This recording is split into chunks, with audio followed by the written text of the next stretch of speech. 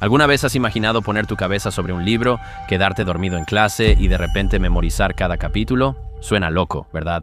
Conoceremos a Edgar Cayce, el profeta durmiente, quien dice tener una habilidad especial desde joven. Le permitía acceder a un archivo cósmico con el pasado, presente y futuro de cada alma, llamados por él los registros akáshicos. Desde aquí, habló de la Atlántida, predijo guerras mundiales, diagnosticó enfermedades que los médicos no podían resolver e incluso reveló las vidas pasadas no solo de sus pacientes, sino del propio Jesucristo. Lo hacía dormido. Algunos lo veían como un milagroso, otros como un fraude, pero nadie ignoraba la precisión de sus predicciones. No era un líder de culto, solo un hombre tranquilo de Kentucky que cerraba los ojos y decía ver un universo. Si te interesan las predicciones paranormales y el ocultismo, este episodio es para ti. Siéntate, relájate y bienvenido al campamento.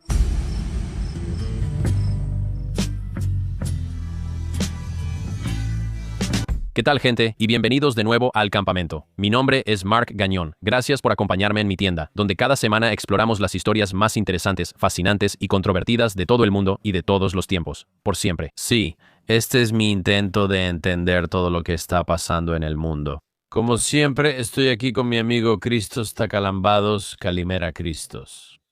Calispera. ¿Ves? Ahí vas de nuevo corrigiéndome. Está bien, estoy haciendo mi mejor esfuerzo para hablar tu estúpido y maldito idioma. Y ahí vas, interrumpiéndome, cortándome. ¿Cuál es el primer idioma, amigo? Ese es tu primer idioma. El primer idioma de todos. Oh, eso es un buen comentario. Me gusta ese tipo, los griegos. Los griegos creen que inventaron todo, amigo. De todos modos, chicos, hoy no vamos a hablar de un griego. Vamos a hablar de un joven de Hopkinsville, Kentucky. Es un hombre llamado Edgar Cayce. No creo en todas sus afirmaciones. Bien, pero como investigador independiente, periodista, extraordinario, y también simplemente como un tipo al que le gustan las cosas raras, siempre me fascinan las historias de personas que dicen tener habilidades extraordinarias. Me gusta investigar y revisar todo, preguntándome si pasa algo raro o solo es alguien loco. Quiero que tú también lo hagas. Entro en esto con algo de escepticismo, solo sígueme la corriente, ¿de acuerdo? Edgar Cayce nació el 18 de marzo de 1877 en Hopkinsville, Kentucky, en una familia común de ese estado en el siglo XIX. Eran conservadores, rurales, cristianos, y él era uno de 6 hijos, y creció en una granja desde pequeño. Tenía algo que la gente consideraba especial, pero no sabía tocar violín ni leer bien. Afirmaba comunicarse con su abuelo fallecido. Sí, y jugaba regularmente con lo que él llamaba sus amigos imaginarios, pero decía que no eran amigos imaginarios, sino que en realidad eran espíritus de, cito, el otro lado. Según todos, tenía memoria casi fotográfica, sobre todo con la Biblia y, según la leyenda, con quienes lo conocieron. Si necesitabas memorizar, se dormía sobre el libro. Como decías en clase, quisiera dormir sobre esto y aprenderlo todo. Él afirmaba que realmente podía hacerlo y que la información se le quedaba en la noche. Por eso lo apodaron el profeta dormido. La primera vez que pasó, Edgar luchaba con una lección de ortografía difícil de niño. Tras varios intentos fallidos de memorizar palabras, Leslie se frustró por el bajo desempeño de Edgar y lo empujó de su silla. Y mientras estaba tirado ahí, él afirmó escuchar una voz femenina que le decía que simplemente pusiera su cabeza sobre el libro y tomara una siesta. Al despertar 20 minutos después, pudo deletrear perfectamente todas las palabras del libro, no solo las que estudió. Podía describir ilustraciones de páginas no vistas y recitar fragmentos de capítulos que su maestro no le asignó. Parece increíble, pero eso es lo que él y su entorno dijeron. Parecía que todo lo del libro se le había metido en la cabeza mientras dormía. Ahora, Edgar descubrió que esto funcionaba con cualquier libro o cualquier material escrito y simplemente ponía su cabeza sobre él, lo colocaba debajo de su almohada, se dormía incluso después de una siesta ligera y despertaba recordando todo el contenido. Incluso dijo que sentía la experiencia impregnarse en su cabeza, que él recordaba la información real, pero realmente no recordaba el proceso de absorberla. Y cuando se corrió la voz sobre este extraño método de estudio en su pequeña escuela, Edgar pasó de ser uno de los peores estudiantes a ser el más inteligente, y hasta sus maestros estaban asombrados por su transformación. Ellos decían, ¿cómo es posible? Algunos pensaban que hacía trampa y sus compañeros lo miraban con sospecha. Eso se sumó a su fama de ser el raro que veía espíritus. Edgar no explicaba cómo funcionaba. Solo sabía que si necesitaba aprender, dormía sobre ello, y era mejor que estudiar el libro. Su mamá, Carrie, según todos, era bastante comprensiva con esto. ¿Sabes? Su padre no estaba tan entusiasmado con eso, ¿sabes? Era mucho menos entusiasta al respecto, ¿verdad? Esta era una familia cristiana tradicional y religiosa. Y él decía, esto es un poco raro, ¿no? Creció en una casa muy religiosa, por lo que pasaba horas leyendo las escrituras, lo que moldeó su visión del mundo. Así que, a los 13 años, mientras leía la Biblia en el bosque, afirmó haber tenido una visión de una mujer alada, probablemente similar a la otra mujer que él dice que le dijo que durmiera sobre los libros, y esta mujer alada en el bosque le dijo, tus oraciones han sido escuchadas, lo que deseas te será concedido. Trabaja con los enfermos y los afligidos, y él vio esto como una especie de misión divina, aunque en ese momento no entendía completamente por qué, se lo contó a muy pocas personas. Temía que se burlaran, ridiculizaran o no le creyeran. Al crecer, su familia no pudo pagarle estudios superiores. Así que cuando comenzó el 9º grado, dejó la escuela y empezó a trabajar en diferentes oficios, principalmente en la granja de su familia, y después, más tarde, como ya sabes, empleado en una librería. Pero eventualmente se enteró de esta nueva ciencia que estaba surgiendo, llamada fotografía, y esto se convirtió en su nueva pasión, y fue su principal fuente de ingresos. En ese momento, no había indicios de que sería más que un fotógrafo humilde de pueblo, retratando a familias ricas. Estaba comprometido con Gertrudis Evans, su amor de la infancia. Trabajaba en un empleo común y parecía destinado a llevar una vida bastante normal, y entonces todo cambió. A los 20 y tantos años tuvo laringitis grave que le duró casi un año. Su voz se volvió ronca y después desapareció, sin poder hablar. Consultó varios doctores, pero ninguno pudo ayudarlo. Le diagnosticaron laringitis postdiftérica, supuestamente causada por difteria previa y agravada por el estrés. Esto fue devastador para Edgar, ya que su trabajo de fotógrafo requería comunicación. Antes debía decirle a la gente qué hacer y hablar con ellos para vender sus servicios, pero ahora ya no puede trabajar bien. La pérdida de su voz fue devastadora emocionalmente, no solo laboralmente. Edgar acababa de comprometerse y Gertrudis, su prometida, estaba con él. Sin embargo, le angustiaba no saber si podría volver a hablar o trabajar. Y él intentó todos los remedios que pudo: aerosoles para la garganta, tónicos, reposo, tratamientos eléctricos, cualquier cosa que pudiera hacer, y nada funcionaba. Se comunicaba escribiendo y a veces susurraba suavemente si su garganta lo permitía. Hacía todo lo posible, pero su oportunidad de una vida normal se desvanecía y su familia temía que quedara discapacitado permanentemente y que sería mudo por el resto de su vida e incapaz de mantener a una esposa o hijos o algo así. Y entonces tuvo un avance. En 1901, el hipnotizador ambulante Hart visitó Hopkinsville y ofreció hipnotizar a Case en su acto, solo como un show divertido bajo hipnosis. Case habló por primera vez desde su diagnóstico de laringitis. Después de más de un año sin hablar, ahora puede hacerlo perfectamente. Intentó repetir el tratamiento en privado, pero la voz de Case siempre desaparecía al despertar. Después, el hipnotista y osteópata local Al Lane propuso una versión más controlada del experimento. Hipnotizó a Case y le pidió que describiera el problema en su garganta. Durante este trance, Case se autodiagnosticó, diciendo que la causa era una parálisis psicológica de sus cuerdas vocales por mala circulación, y luego indicó cómo solucionarlo. Si tienes mala circulación en las cuerdas vocales, necesitas mejorar el flujo sanguíneo con sugestión. Lane siguió las instrucciones en trance y tras varias sesiones, la voz de Case volvió totalmente. Los médicos no pudieron explicar su recuperación. Además, Case, inconsciente, usaba términos médicos que nunca estudió ni fue médico. Un chico de campo que no acabó la prepa. Explicó con precisión los mecanismos fisiológicos de su condición, sorprendiendo al hipnotizador y aún más a los médicos que entendían el tema. Según informes, cuando Case despertó, no recordaba nada de lo que había dicho. Case se dio cuenta de que en trance podía acceder a información que no conocía conscientemente, y él llamaba a esto simplemente su mente subconsciente, y a veces incluso lo llamaba su mente universal. Básicamente, la pregunta es, ¿esto viene de dentro de él a un nivel subconsciente? Tal vez escuchó estas palabras de personas hablando en el consultorio del doctor cuando era niño, o esto viene de fuera de él. Tal vez él está canalizando el universo de alguna manera cósmica, ya sabes, como de una forma esotérica que le está dando esta información. Al inicio, él usaba este don solo para su familia y amigos. Y ya sabes, él veía esto como algo que podía hacer para tratar de ayudar a la gente, pero no lo llevó mucho más allá. Lane fue el primer paciente y el hipnotizador. Tenía un problema crónico de estómago que la medicina no resolvía. Bajo hipnosis, Case lo diagnosticó y recomendó tratamiento. Lane lo siguió y mejoró dramáticamente. Así que imagina que vas con un hipnotista porque tienes un problema en la garganta, te curas, y luego el hipnotista dice, bueno, déjame hipnotizarte de nuevo y dime qué tengo yo, y luego él se cura, el hipnotista. Entonces empezó a correr la voz, y la gente ahora estaba realmente conflictuada sobre si esto era un don de Dios, una anomalía médica extraña, un engaño, o tal vez incluso algo más siniestro.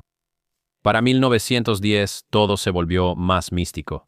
Case empezó a dar lecturas médicas a desconocidos solo con su nombre y ubicación. Así que Lane básicamente lo hipnotizaba y Edgar Case mientras estaba en trance. En este trance, describía el cuerpo de la persona como si estuviera directamente frente a él y era casi como una visión remota.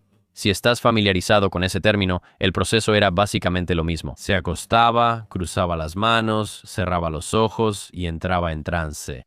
Luego, Lane o su esposa Gertrude le decían el nombre y ubicación de la persona, a veces a cientos de millas. Y en cuestión de momentos, comenzaba a hablar con una voz tranquila, casi como si estuviera desconectado, describiendo órganos internos, tratamientos y condiciones de personas que nunca había conocido antes. Una taquígrafa registraba las lecturas, creando un registro permanente para su verificación posterior. Él resaltaba esta cita. Estamos guiados por la mente subconsciente, conectada con otras mentes subconscientes o con la mente universal de Dios. Sus lecturas solían sugerir remedios naturales como el aceite de ricino para la inflamación o ajustes de columna. Regímenes alimenticios como dejar de comer, evitar mezclar almidones con proteínas, no comer frituras y beber agua, cosas así.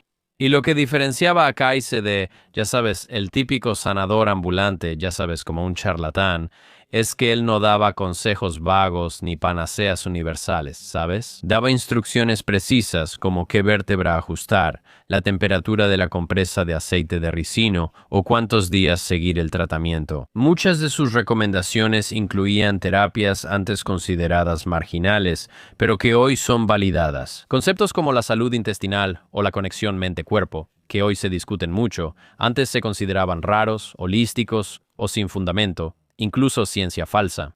Otra cosa que lo diferenciaba de otros, ya sabes, estafadores fraudulentos que solían aparecer, es que Case nunca cobraba honorarios caros. Sus lecturas básicamente eran gratis o solo basadas en donaciones. Él simplemente enviaba las lecturas. Era como, oye, ya sabes, puedes pagarme si esto te funciona. Y para marzo de 1910, el New York Times publicó un artículo en primera plana titulado «Un hombre analfabeto se convierte en doctor cuando es hipnotizado». Esto lo puso en el centro de atención nacional de inmediato.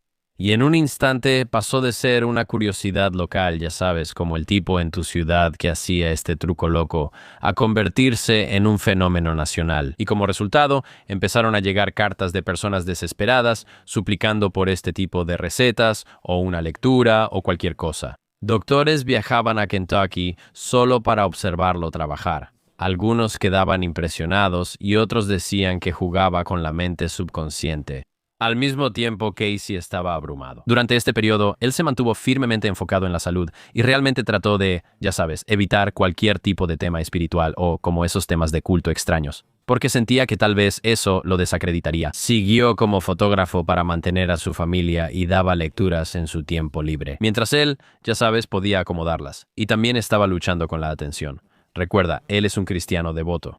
Todavía le preocupa si esta habilidad viene de Dios o del diablo o qué está pasando, y esto es algo que mucha gente no sabe. Solía rezar antes de leer, pidiendo a Dios ser un canal de bien. Para 1920, Case había hecho miles de lecturas, la mayoría registradas y verificadas por médicos de la época.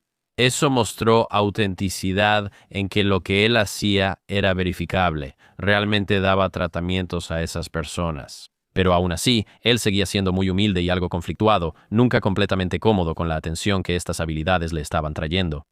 Esto cambió en 1923 cuando una lectura mencionó la vida pasada de un paciente. Case aconsejaba a un hombre con problemas digestivos crónicos. Durante el trance, su lenguaje cambió y ya no hablaba de dieta, columna u otros tratamientos habituales. Comenzó a describir la vida del hombre como un colono en América en el siglo XVIII. Afirmó que el hombre trabajaba como propietario de tierras, tal vez como agricultor, que estaba luchando con la escasez de alimentos y la conservación inadecuada de los mismos, lo que supuestamente creó una debilidad digestiva que, según él, se trasladó a su vida actual. Sé que suena loco, pero para Casey también fue impactante. Era su primera vez y estaba aterrorizado. Como cristiano, al enfrentar la idea de la reencarnación, él se preguntaba qué pasaba. Este concepto se asociaba con religiones orientales, hinduismo y círculos ocultistas, ideas que su comunidad y valores cristianos no compartían. Tras consultar con ministros y teólogos y debatir si debía continuar, finalmente lo hizo. En vez de un diagnóstico médico, comenzó a dar lecturas de vida sobre encarnaciones pasadas, deudas kármicas y grupos de almas en antiguas civilizaciones. Personas que reencarnan juntas para aprender una lección espiritual compartida. Y estas lecturas de vida eran diferentes a las médicas, obviamente, ¿no? Se enfocaban en el viaje del alma, en lugar de los padecimientos físicos del cuerpo en este mundo. Casey explicaba que los miedos, talentos o dificultades de una persona venían de experiencias no resueltas en vidas pasadas. Por ejemplo, alguien que teme al agua pudo haberse ahogado en otra vida, o alguien talentoso en música pudo ser músico en la antigua Grecia.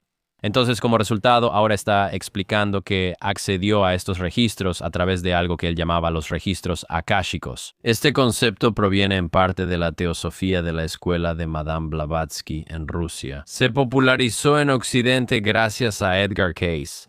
El registro akáshico es como un campo de memoria cósmica. Creo que esto es un registro espiritual de pensamientos, eventos y acciones al que pueden acceder psíquicos expertos. ¿Qué onda, chicos? El término registro akáshico proviene del sánscrito. Akasha significa cielo o éter, y en la filosofía hindú es el quinto elemento. Esta es esa sustancia sutil y omnipresente que forma como el trasfondo del mundo material. Es, básicamente, la información del mundo que nos rodea en todo. Por eso Casey no entendía cómo acceder a esto. Solo al entrar en trance y concentrarse en esa persona, veía su historia espiritual. Y la información simplemente fluía de él de manera natural, como si estuviera leyendo de un libro o algo así. Ahora, este periodo también marcó el inicio de un esfuerzo organizado para preservar su trabajo. Las personas a su alrededor empezaron a sentir que él estaba haciendo algo realmente especial y que esto iba más allá. No era solo, ya sabes, un truco de feria. O, ya sabes, incluso como algún tipo que leyó un montón de libros de medicina y que estaba, ya sabes, engañando a la gente. Él tenía seguidores fervientes que empezaron a formar grupos de estudio que más tarde serían conocidos como la ARE. La Asociación para la Investigación y la Iluminación, ARE, se fundó en 1931 para estudiar y preservar sus lecturas para futuras generaciones. En 1925, Edgar Cayce se mudó a Virginia Beach porque quería empezar de nuevo, lejos de la controversia y la atención que recibía en Kentucky. Afirmó que la tierra tenía un significado espiritual, haciendo de ese lugar el sitio ideal para este trabajo. Pero en Virginia ya no solo veía vidas pasadas individuales, ahora estaba accediendo a la historia de civilizaciones enteras que mucha gente en la ciencia convencional decía que nunca existieron. Y aquí es donde tenemos a Edgar Cayce yendo a la Atlántida, sí, comenzó, describiendo la civilización perdida que él afirmaba que era la Atlántida. Él dijo que la Atlántida era algo real. Estaba ubicada en el Atlántico y su centro estaba cerca de lo que ahora es, como las Bahamas.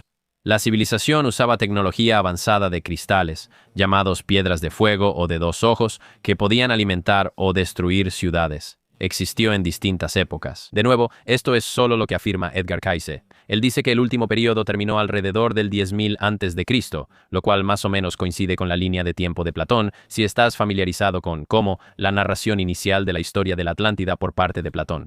También dijo que los refugiados atlantes migraron a Egipto y después a Yucatán. Luego a esas culturas les dieron ese conocimiento de civilización y les enseñaron, supuestamente, a construir pirámides y similares. Pero la Atlántida de Cayce no era la utopía mística de la que la gente habla hoy en día. Al igual que Platón, era una historia de advertencia, según sus lecturas, que la gente escribió. Atlántida tenía tecnología avanzada, pero estaba corrompida moralmente. Los atlantes usaron los cristales para obtener energía, curar y comunicarse a distancia. Estas piedras se encontraban en estaciones centrales de energía, donde amplificaban la energía natural de la Tierra. Sin embargo, a medida que la civilización se hizo más poderosa, surgieron dos facciones. Una era la de los hijos de la ley de uno, que usaban la tecnología para el avance espiritual. Los hijos de Belial la explotaban para su beneficio y control. Según Edgar Cayce y sus registros, hubo conflicto entre ambos grupos. Esto causó un uso desastroso de estas piedras, provocando erupciones volcánicas, terremotos y finalmente el hundimiento del continente en tres grandes cataclismos. La destrucción final ocurrió cerca del año 10.000 a.C., dispersando a los sobrevivientes globalmente. Cayce dijo que muchas almas actuales vivieron en la Atlántida y conservan esos recuerdos subconscientes. Ahora sé que suena bastante loco, pero de nuevo, Cayce sugirió que esto explicaba la naturaleza dual de la humanidad o la capacidad para la innovación, pero también para la destrucción, ¿verdad? La energía nuclear es eficiente para generar energía, pero también permite crear la bomba más peligrosa conocida. Una de las afirmaciones más famosas es que, según Cayce, el Salón de los Registros está bajo la Esfinge en Egipto. El Salón de los Registros era como una cápsula del tiempo creada por los sobrevivientes atlantes que huyeron a Egipto alrededor de la época en que supuestamente se destruyó la Atlántida. Supuestamente tenía muchos registros sobre tecnología, enseñanzas espirituales e historia humana de cientos de miles de años. Tenía una ubicación específica, bajo la pata derecha de la Esfinge, accesible por una cámara oculta y pasadizos subterráneos conectados a la Gran Pirámide. Sé que es mucho, pero así lo dijo Edgar Cayce. Afirmó que los registros estaban en un material casi indestructible y que solo serían descubiertos cuando la humanidad estuviera lista para usar el conocimiento de manera responsable y cuando los humanos alcanzaran una etapa de madurez espiritual. Cayce también creía que partes de la Atlántida se descubrirían cerca de Bimini entre 1968 y 1969. Mientras daba una lectura, afirmó que Poseidia sería una de las primeras partes de la Atlántida en resurgir, lo cual se esperaba en el 68-69, no tan lejos. Ahora, aquí está lo interesante. En 1968 investigadores hallaron la formación submarina llamada Camino de Bimini. Graham Hancock y su programa en Netflix han tratado este tema. Es un conjunto de piedras sumergidas frente a la costa de Bimini, Bahamas, que parecen una formación de camino, como si tuvieras estas piedras gigantes cortadas que forman algo parecido a una carretera. Y parece como si fuera un camino o una pared. Y la formación consiste en estos bloques gigantes de piedra caliza que están dispuestos en un patrón lineal, extendiéndose por aproximadamente medio kilómetro. Y los geólogos debaten si es una formación natural o si fue hecha por el hombre. Pero para los seguidores de Cayce, el momento era demasiado perfecto para ser solo una coincidencia. Y de hecho, aquí puedes ver una foto de las piedras. Quiero decir, se ve bastante impresionante. Y tal vez sea algo natural, pero, es bastante sorprendente, ¿no crees? Cayce aún tiene afirmaciones controvertidas. Al hablar de civilizaciones perdidas y tecnologías antiguas, también abordaba temas religiosos que inquietaban a sus seguidores cristianos más fieles. Sus lecturas sobre la Atlántida eran bastante locas, especialmente para la época. Pero lo que dijo sobre Jesucristo, el centro de su fe y la cristiana, sería aún más inquietante. Y sin embargo, en la mente de Cayce, esto no eran contradicciones al cristianismo para él. Simplemente eran, verdades ocultas que básicamente estaban siendo reveladas. Esto es lo que dijo en los años 30 sobre Jesús y sus vidas pasadas. Las lecturas de Cayce eran profundas. Decía que el alma de Jesús reencarnó varias veces antes. Y estas son las personas. Adán, quien cayó de la gracia, obviamente en el jardín del Edén. Enoc, del libro de Enoc, como sabes, quien caminó con Dios. Melquisedec, misterioso sacerdote rey. Josué, guía de los israelitas. Y Jesús de Nazaret, alma perfeccionada. Esta era quizá su idea más controvertida. No decía que Jesús fuera solo un humano o alma humana. Él sostenía que Jesús era único, pero que era el único alma que logró una unidad perfecta con Dios. Según la lectura, esa perfección se logró tras un largo viaje de encarnaciones que acercaban el alma al cumplimiento espiritual. Él decía que el alma de Jesús se ofreció desde el inicio de la humanidad para ser Salvador, renunciando a sus deseos y encarnando varias veces para guiar a la humanidad hacia Dios. Cayce detalló que Adán fue la primera experiencia del alma con el libre albedrío y la separación de Dios. Enoc logró tal pureza espiritual que superó la muerte física. Melquisedec surgió como sacerdote rey sin padres, simbolizando una manifestación de nivel superior. Josué guió al pueblo de Dios hacia la tierra prometida, lo que obviamente simboliza el liderazgo espiritual. Cada encarnación se basó en la anterior, hasta que el alma estuvo lista para su misión final. También da detalles sobre los años perdidos de Jesús. Si estás familiarizado con los evangelios, realmente no se sabe mucho sobre Jesús en su infancia, o en realidad en cualquier momento hasta que tiene como 30 años. El ministerio de Jesús inicia casi al mismo tiempo que el evangelio. Solo hay una historia de su niñez en el templo. Entre los 12 y 30 años no se sabe nada. Según Kayse, Jesús no desapareció del registro bíblico, sino que se preparó para su ministerio estudiando tradiciones espirituales durante esos 18 años. Las lecturas de Kayse dicen que Jesús viajó a la India, donde aprendió meditación, sanación y conciencia con maestros. Después estuvo en Egipto, en las antiguas escuelas de misterios, aprendiendo enseñanzas esotéricas desde la Atlántida. Estudió en Persia y aprendió la tradición zoroastriana, la primera religión monoteísta. Esto no implica que Jesús buscara aprender la verdad espiritual en otro lugar. Kayse afirmaba que Jesús comprendía los principios espirituales universales a los que apuntan estas tradiciones, para que básicamente pudiera comunicarse con una gran diversidad de personas cuando comenzara su ministerio. A diferencia de otros ocultistas de la época, como Aleister Crowley o Jack Parsons, por cierto, definitivamente deberías revisar nuestros episodios sobre ambos. Kayse seguía abiertamente cristiano y consideraba estas lecturas un complemento, no un rechazo, a la historia cristiana. Él lo veía como una enseñanza cristiana temprana olvidada. Para respaldar esto, citó pasajes bíblicos que, según él, insinuaban la reencarnación, como cuando Jesús identifica a Juan el Bautista como Elías en Mateo 11:14. Jesús preguntando a sus discípulos, ¿quién dice la gente que soy yo? Y su respuesta hace referencia a figuras del pasado y los discípulos preguntándole a Jesús sobre el hombre que nació ciego, diciendo esto, ¿quién pecó, este hombre o sus padres, para que haya nacido ciego? ¿Qué aparece en el libro de Juan? Esto implica creer que un hombre pecó antes de nacer. ¿Quién pecó, él o sus padres, para que naciera ciego? Desde el punto de vista de Kayse, esto eran indicios de la reencarnación y una doctrina bíblica que los primeros cristianos ignoraron o pasaron por alto. Sus lecturas restauraban ese conocimiento perdido. Así que, con el paso del tiempo, las lecturas de Kayse empezaron a cambiar de mirar hacia atrás en la historia antigua a mirar realmente hacia el futuro, y el mundo que él estaba observando estaba cambiando rápidamente. Colapso económico, auge del fascismo y crecientes tensiones en Europa y Asia. La gente empezó a preguntarle no solo sobre su salud, sus vidas pasadas, querían saber qué venía después y lo que surgió. Esas lecturas eran muy específicas pero inquietantes. Así que en 1928, Kayse hizo una predicción audaz. Advirtió que el mercado de valores estaba peligrosamente inflado y que iba a ocurrir una gran corrección. Aconsejó cautela en inversiones y prepararse para dificultades financieras. Solo unos meses después, en octubre de 1929, llegó la Gran Depresión. Quienes siguieron su consejo estuvieron algo protegidas. Esta predicción dio a Kayse credibilidad como alguien capaz de prever eventos mundiales, además de temas médicos y espirituales. Y sabes, tal vez solo tuvo suerte. Tal vez tenía un par de amigos en finanzas que le dijeron, oye, esto, ya sabes, esto está destinado a colapsar en cualquier momento. Predecirlo meses después está bastante bien. Unos años después, en 1935, advirtió que sin amor fraternal habría un conflicto global que iniciaría en Austria, Alemania y Japón. Esto fue años antes de la Segunda Guerra Mundial. Hitler ya estaba en ascenso, pero la guerra aún no empezaba oficialmente. Faltarían unos 6 años para que Estados Unidos participara en la guerra.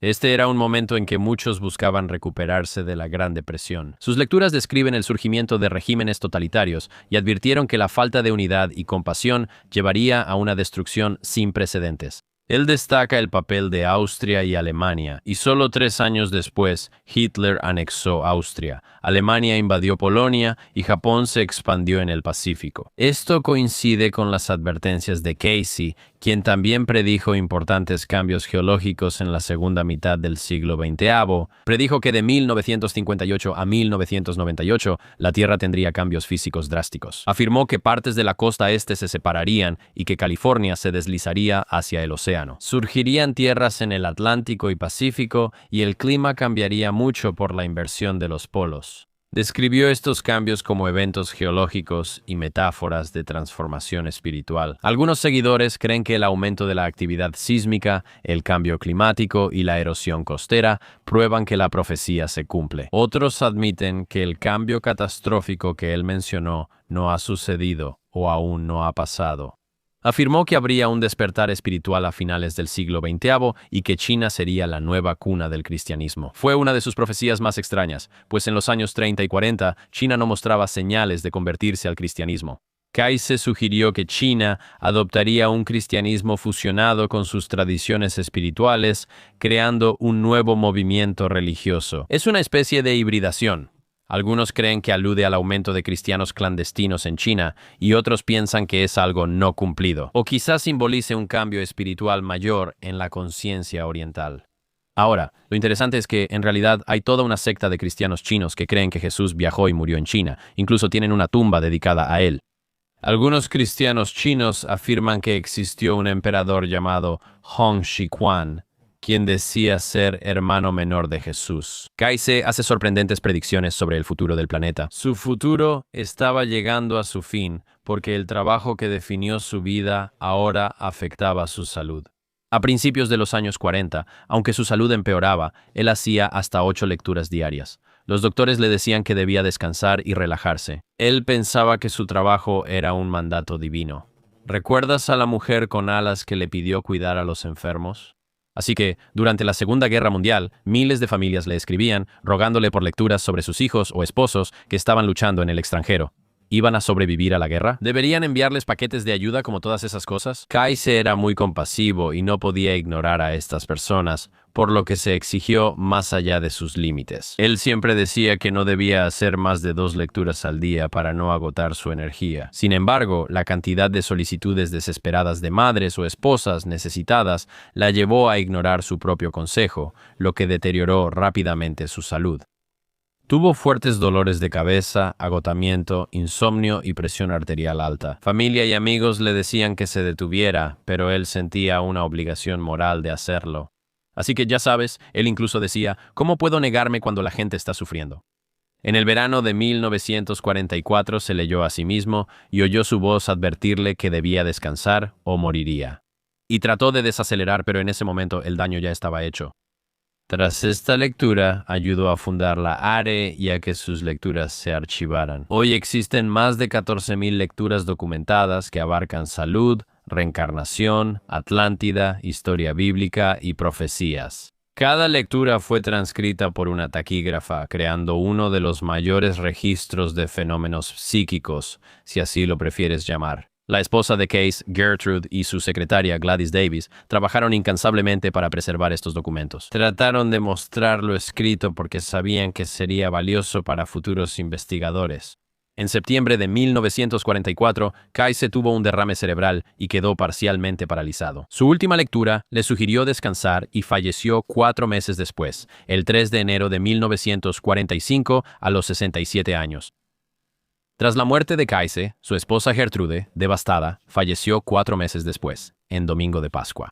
Mucha gente cree que ella simplemente no pudo soportarlo, que simplemente estaba con el corazón roto y murió, ya sabes, por estar separada de él. Como Kaise enseñó, la muerte no es el final. Aunque él ya no estaba, sus lecturas seguían intactas. En las décadas siguientes, esas lecturas influirían en movimientos y creencias de personas en todo el mundo. Edgar Cayce nunca llegó a ver eso. Sus predicciones sobre el Salón de los Registros, una cápsula del tiempo bajo la Esfinge, inspiraron búsquedas reales ahí. En la década de los 90, equipos de investigadores usaban radares de penetración terrestre y equipos sísmicos para básicamente escanear debajo de la Esfinge. Algunos dicen haber hallado pruebas de una cámara, pero las autoridades egipcias limitaron el acceso y no han mostrado pruebas claras al público. Las enseñanzas de Edgar Cayce sobre los registros akáshicos son clave en la espiritualidad de la nueva era. Actualmente, muchos libros, cursos y talleres enseñan cómo acceder a estos registros. Basado en el marco de Edgar Cayce, sus remedios aún se usan en algunos círculos de salud alternativa. Las compresas de aceite de ricino, las recomendaciones dietéticas y los enfoques holísticos para el bienestar fueron introducidos por Edgar Cayce a una nueva audiencia. Sus profecías aún influyen en predicciones apocalípticas y movimientos espirituales. Quiero decir, muchos eventos geológicos, cambios políticos y transformaciones culturales son examinados por los seguidores de Edgar Cayce y básicamente analizados para ver si son el cumplimiento de sus profecías.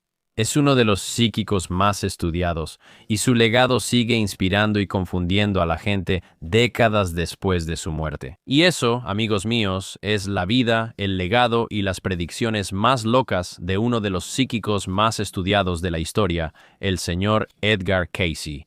No lo sé, amigo, es interesante. Me encantaría revisar todas sus predicciones, todas sus lecturas, o sea, me gustaría saber qué dirían los escépticos al respecto. Él hizo otras predicciones que no mencionamos, incluyendo 171 lecturas, lo cual es muy interesante, sobre un grupo llamado los esenios, que básicamente ocultaron sus registros antiguos. Describió a los esenios como una hermandad que preservaba registros y seguía un estilo de vida particular. Él no registró la fecha exacta ni todo el contenido de estos archivos antiguos de los esenios. Y luego, unos años después, descubrieron los rollos del Mar Muerto, que fueron ocultados por los judíos esenios y que luego fueron encontrados. Como 5 o 6 años después de que él lo predijo, en realidad fueron encontrados después de su muerte. Él dijo que unas personas ocultaron un conocimiento antiguo que después fue descubierto. Y luego, en una de sus lecturas, dijo que el hombre debería vivir más tiempo del que normalmente se le había dado, y lo hará. Según la esperanza de vida y los avances en salud, hoy vemos mayor longevidad y enfoque en la prevención. También mencionó lecturas que se le atribuyen sobre cómo los distintos canales de comunicación colaboran y se organizan mejor. Algunos dicen, esto es comunicación global interconectada. Algunos críticos dirían algo como, él tuvo muchas predicciones que no se cumplieron, como ya sabes que California se iba a hundir en el océano. O ya sabes, él hablaba de grandes disturbios o cosas vagas como algunas cosas van a cambiar, lo cual es como no muy preciso. Él realizó miles de lecturas. Algunos dicen que hizo 14,000 documentadas. Varias serán acertadas, incluso algunas de estas. Soy como los rollos del Mar Muerto, o sea, eso está bastante loco. Como que él hablaba de los judíos esenios. O sea, ¿quién hablaba de los judíos esenios en los años 40? ¿Y los rollos del Mar Muerto? La forma en que se descubrieron fue como, creo que un tipo simplemente lanzó una piedra a una cueva, escuchó que se rompía algo de vidrio, entró y dijo, ¿qué es esto? No es como que la gente estuviera buscando los rollos esenios, fue más bien que accidentalmente descubrieron estos rollos del Mar Muerto. Bastante loco. O sea, no sé, realmente no sé qué pensar al respecto, me gustaría. Me interesa qué opinan los ocultistas o cristianos sobre este tipo. Lo conocía solo por mi investigación, pero no sabía todos los detalles de sus predicciones. Y parece ser un tipo bastante bien intencionado, ¿sabes a lo que me refiero? O sea, no sé si no parece un tipo malo o malvado. Tampoco parece necesariamente un estafador, o al menos no estaba intentando serlo. Quizá la gente a su alrededor lo estaba empujando a estafar y le decían, oye, solo haz esto. Pero no parece que él personalmente estuviera tratando de hacerse súper rico con estas lecturas, considerando que no cobraba por ellas. No lo sé, todo esto me parece muy extraño. Quiero decir, tengo que leer. Espero que alguien tenga un buen libro sobre él porque ahora quiero, como, sumergirme en todo el libro. Algunas personas mencionan sus predicciones inexactas. Según Wikipedia, en los años 30, él predijo que Norteamérica tendría un caos existencial. Técnicamente tiene razón. Los Ángeles y San Francisco serán destruidos antes que Nueva York. Además, predijo que Cristo regresaría en 1998. ¿Quién sabe? Tal vez la segunda venida de Cristo nació en 1998. Y acaba de cumplir 20 años, ya sabes, hace poco. ¿Qué año es 33 después de 1998? Eso está bien. 2031. Nací en 1996, no en 2031.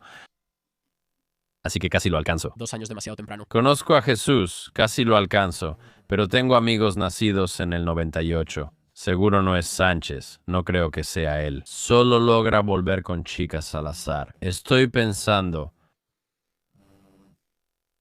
Sí, no sé. O sea, sí, se perdió un par de estos seguro, pero, algunos de estos en realidad, eso sí fue una gran falla. Aún así, lo de los rollos del Mar Muerto y el colapso del mercado de valores están bastante sólidos. Quizá vio algo de la Segunda Guerra Mundial, no sé, tal vez fue suerte, pero quiero saber de quiénes realmente curaron. Me pregunto si esas cosas solo eran alternativas y holísticas en ese tiempo, que todos decían que debías tomar agua y hacer ejercicio. Quiero ver algunos de sus casos específicos y detallados. Necesito revisar los detalles exactos de todos sus registros. Voy a leer los 14,000. También se dice que predijo la muerte de dos presidentes de Estados Unidos en el cargo, FDR y JFK, y la caída de la Unión Soviética. ¿Tienes qué? ¿Qué predijo sobre los presidentes? Sí, es un poco críptico. Adelante.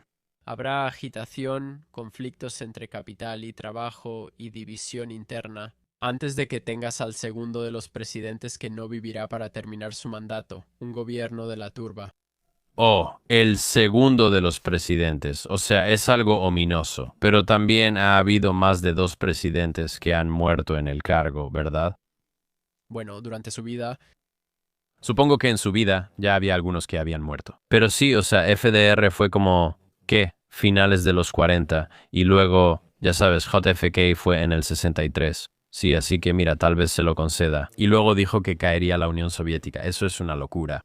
dijo que el comunismo no era la solución. Después, O sea, tal vez solo es un capitalista de base, tal vez solo es súper de base, solo es como, oye, comunismo, ¿qué onda? Eso no va a funcionar. No hay manera. él leía libros solo durmiendo sobre ellos. Es un buen punto, bro. Así que tal vez él puede, tal vez solo tiene una memoria fotográfica increíble, puede leer todo ese rollo. Era un tipo inteligente que logró avanzar y decía ser clarividente.